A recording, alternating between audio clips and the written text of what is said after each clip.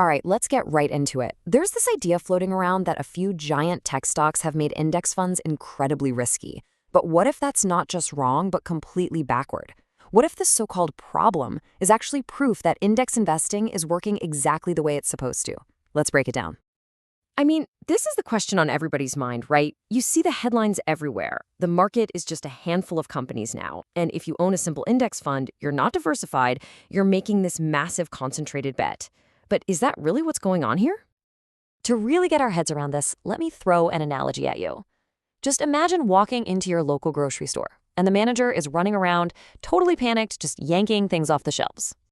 And you ask him what's up, and he says, the milk, the bread, the bananas, they're just too popular. This concentration of popular items is a huge risk. So he's decided to hide them in the stockroom to protect you. You'd think he'd completely lost it, wouldn't you? Well, that's pretty much the exact logic some people are using against index funds today. And this brings us right to the heart of the matter, what the media loves to call the Magnificent Seven problem. So here they are, the companies at the center of this whole debate. You know the names: Apple, Microsoft, Nvidia, Amazon, Alphabet, Meta, and Tesla. Now get this, together, they make up around 30% of the entire S&P 500. For a lot of critics, that number is a giant, flashing red light. And that's where the argument comes from. They say, look, by owning an S&P 500 index fund, you're not diversified anymore. You're just making a huge bet on big tech. And of course, their solution is to give your money to some active fund manager who will properly diversify it for you. But, there's a huge flaw in that line of thinking. And that flaw becomes crystal clear when you understand something called the 4% rule. And no, I am not talking about the retirement rule. This is a piece of research that just completely flips this whole debate on its head. So before I show you the number, let's just ask a really basic question. We all invest to build wealth over the long term, right? But where does that wealth actually come from in the stock market? Is it spread out nice and evenly across thousands of companies, or does it come from somewhere else entirely? The answer is this number right here, 4%. That's it. And believe me, this one number changes absolutely everything.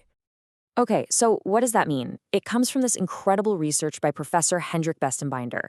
He crunched the numbers on basically a century of stock market data, and he found that just 4 out of every 100 stocks were responsible for all of the market's gains above and beyond what you'd get from simple government bonds. Think about that. The market's returns have always been hyper-concentrated. And the flip side of this is maybe even more shocking. The vast majority of stocks, the other 96%, when you lump them all together, they did no better than just sticking your money in super safe, kind of boring treasury bills.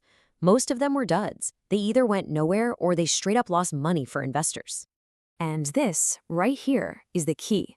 The concentration we're all talking about today with the Magnificent Seven, it's not some new, dangerous bug in the system. It is the system.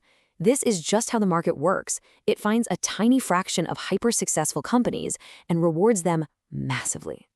Which, of course, brings up a really important question. If finding these incredible 4% winner stocks is the whole game, why is it so ridiculously hard for the pros, the stock pickers, to actually do it? Well, here's a perfect real-world example. This is from Terry Smith, a really well-respected fund manager, writing to his own investors. He explained his fund didn't own any Nvidia because, its future just seemed a little too uncertain. And on the surface, that sounds so prudent, so professional. But since he made that call, Nvidia's stock has basically been a rocket ship to the moon. It became one of the single biggest drivers of the entire market's return. So by trying to be cautious, by trying to avoid that concentration, he missed out on one of the very few stocks that actually move the needle. This is the classic trap that active managers fall into. And look, this isn't just one story. The data is just overwhelming. Take a look at this. Over a 10-year stretch, only about 18% of active managers in UK mid-cap stocks managed to beat their benchmark. That means more than 80% of them failed. The odds are just brutally stacked against them because missing just 1 or 2 of those 4% superstar stocks is absolutely devastating to your performance over the long haul. So if this has always been how the market works, you're probably wondering, has it always looked this lopsided? Has it always been this concentrated? And the answer to that is a huge, resounding yes. I mean, this is nothing new at all. History just shows us the same pattern over and over again. Back in the late 1800s, the top 10 railroad companies were more than 40% of the market.